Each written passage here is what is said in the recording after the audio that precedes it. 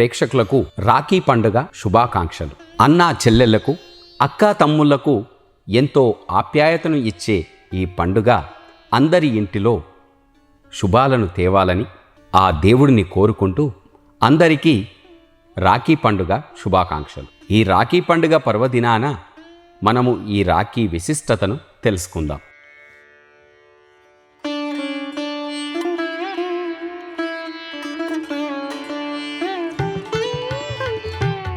శ్రావణ పౌర్ణమి రోజున ఎన్ని ఆచారాలు ఉన్నా రక్షాబంధనానికే తొలి ప్రాధాన్యత.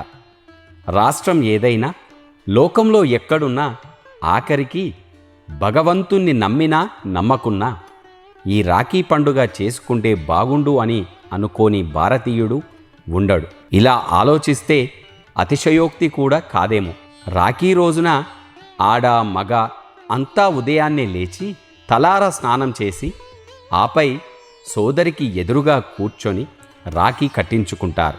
ఈ రాఖీని కట్టేటప్పుడు ప్రతి ఒక్కరూ కూడా యదో బద్ధో బలీరాజా దానవేంద్రో మహాబల తేనత్వం అనుబంధామి రక్షమాంచమాంచలం అంటూ రక్షణ కోరిన తన సోదరిని ఈ విధంగా పఠిస్తూ ఆ రాఖీ పండుగను జరుపుకోవాలి. ఈ మంత్రాన్ని చదివితే ఆ రాఖీ కట్టిన తర్వాత తన సోదరుని సకల విజయాలు కలగాలని ఆశిస్తూ అతనికి హారతి ఇచ్చి నుదుటన తిలకాన్ని దిద్ది తీపిని తినిపిస్తారు. అందుకు బదులుగా సోదరీలకు బహుమతులను అందజేస్తారు. పురాణ కాలం నుండి రాఖీ పండుగ ఎప్పటి నుండో మనకు ఆచరణలో ఉన్న ఒక గొప్ప పండుగ.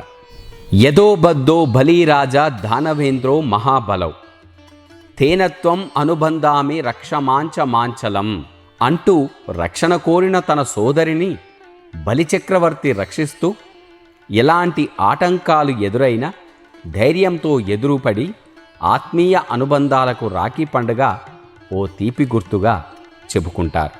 అక్కకు తమ్ముడు, అన్నకు చెల్లెలు కష్టాల్లో తోడుగా నిలుస్తామని ఇచ్చే నమ్మకమే ఈ రక్షా పండుగ. తన అన్నకు ఎలాంటి కష్టం రాకూడదని, సమస్యల చిక్కుముడు నుంచి విడుదల కలగాలని, జీవితాంతం సుఖ సంతోషాలతో ఉండాలని కోరుకుంటూ చెల్లెళ్ళు రాఖీని కడతారు. తన సంతోషాన్ని కోరుకొని రాఖీ కట్టిన చెల్లెళ్లకు అన్నయ్య ఏదో ఒక కానుకను చెల్లికి బహుకరించి తన ఆశీస్సులను అందిస్తాడు. దీనినే రాఖీ పౌర్ణమి, శ్రావణ పౌర్ణమి, జంధ్యాల పౌర్ణమిగా జరుపుకుంటారు.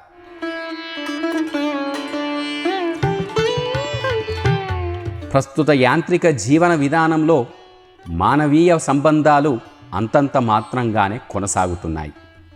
ఈ తరుణంలో ఇలాంటి రాఖీ పౌర్ణమి పండుగలను ఊరువాడలా నిర్వహించుకోవాల్సిన ఆవశ్యకత ఎంతైనా ఉంది.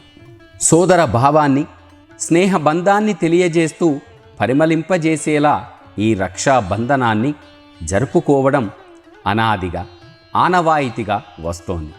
ప్రతి ఏటా శ్రావణ పౌర్ణమి రోజున దేశవ్యాప్తంగా జరుపుకునే ఈ పండుగను రాఖీ పౌర్ణమిగా కూడా పిలుస్తారు. సాంప్రదాయాలు ఉట్టిపడేలా దేశవ్యాప్తంగా రాఖీ పౌర్ణమిని ఘనంగా జరుపుకుంటారు.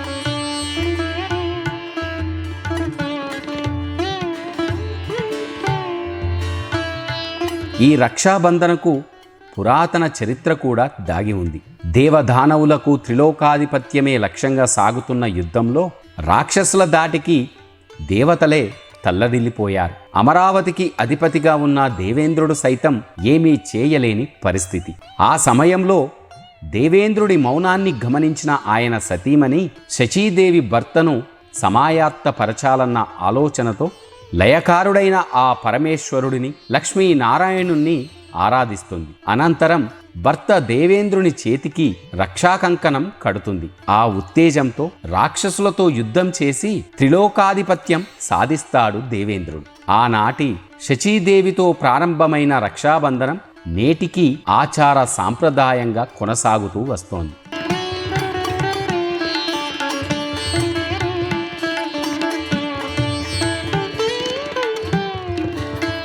యదో బద్ధో బలీరాజ దానవేంద్రో మహాబల తేనత్వం అనుబంధామి రక్షమాంచమాంచలం అంటూ రక్షణ కోరిన తన సోదరిని బలిచక్రవర్తి రక్షిస్తూ ఎలాంటి ఆటంకాలు ఎదురైనా ధైర్యంతో ఎదురు నిలిచాడు.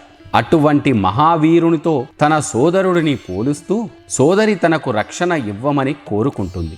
ఈ పండుగ రక్తం పంచుకొని పుట్టిన సోదరుల మధ్యే కాదు, ఏ బంధుత్వం ఉన్నా లేకపోయినా ఒక సోదరుడు సోదరి భావనలతో రాఖీ కట్టడం జరుగుతుంది. కేవలం సోదరుల అనుబంధానికి గుర్తుగా మాత్రమే కాకుండా ఆత్మీయుల మధ్య కూడా ఐకమత్యానికి, పరస్పర సహకారాన్ని చిహ్నంగా చేసుకోవడం కనిపిస్తుంది. ఈ రక్షాబంధన్ రోజునే హయగ్రీవ జయంతిని కూడా జరుపుకుంటారు. మరణమే లేకుండా వరం అనుగ్రహించేలా తపస్సు చేసిన ఓ రాక్షసుడిని సిరుల తల్లి శ్రీలక్ష్మీదేవి కటాక్షిస్తుంది. హయగ్రీవ ముఖాకృతి రూపంలో ఉన్న వ్యక్తి నుంచి మాత్రమే తనకు మరణం సంభవించేలా ఆ రాక్షసుడికి అనుగ్రహం ఇస్తుంది. ఆ వరగర్వంతో దేవతలను ఇబ్బందులు పెడతాడు ఆ రాక్షసుడు. చివరికి శివుడి ఉపాయంతో మహావిష్ణువు విల్లుకు బాణాన్ని సంధించి తీవ్ర అలసటతో వాలిపోతాడు. మహావిష్ణువును లేపేందుకు ఓ కీటకాన్ని పంపుతారు. కీటకం ఆ తాడును కొరకగానే పొరపాటున వింటిని ఉన్న బాణం తగిలి విష్ణువు తల ఎగిరిపోతుంది.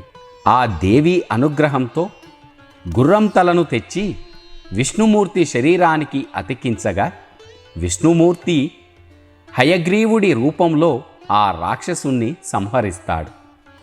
అందుకే ఈ శ్రావణ పౌర్ణమి రోజున హయగ్రీవ జయంతిని కూడా జరుపుకుంటారు. ఈ రోజున ఎవరైతే ఆ మహావిష్ణువును పూజిస్తారో వారి కోరికలన్నీ తప్పక నెరవేరుతాయి. ఉదయపూర్వమే శుచితో ఆ మహావిష్ణువుకు భక్తితో పూజలు చేసి ఈ రాఖీ పౌర్ణమిని భక్తి శ్రద్ధలతో జరుపుకోవాలి.